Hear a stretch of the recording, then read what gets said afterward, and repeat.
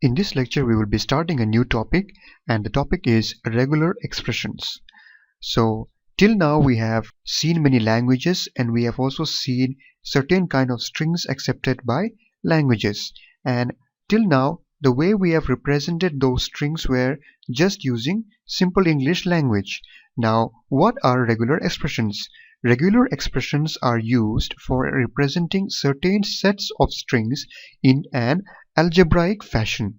So instead of simply representing them as we used to do till now, these regular expressions are used in order to represent our strings in an algebraic fashion. So before we learn more about regular expression, there are certain points or rules that you must remember, and let's see what they are. Okay, so these are the rules or points that we must remember about regular expressions. So let's see the first point. Any terminal symbol, that is symbols that belong to sigma, including the empty and the null symbol, are regular expressions.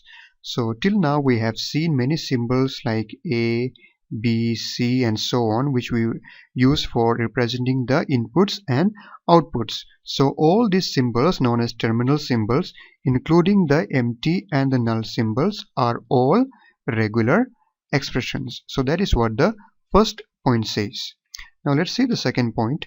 The union of two regular expressions is also a regular expression. So let's say that we have two regular expressions which we call R1 and R2. These two are regular expressions, and then the union of these regular expressions, which is represented by R1 plus R2, this is also a regular expressions. So if R1 and R2 are regular, then their union will also be regular. Alright, so let's see the third point. The concatenation of two regular expressions is also a regular expression. So let's say we again have two regular expressions, R1 and R2. Then the concatenation of these two regular expressions, which is represented by R1, R2, or you can even put a dot in between them. So this will also be a regular expressions. So if we have two regular expressions, their concatenation will always be a regular expression. Alright, so let's come to the fourth point. The iteration or closure of a regular expression is also a regular expression.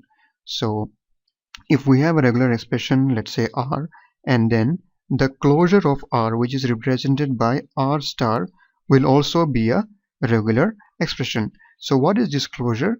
I have already mentioned and discussed about this closure in one of our previous lectures, but let me just repeat it again.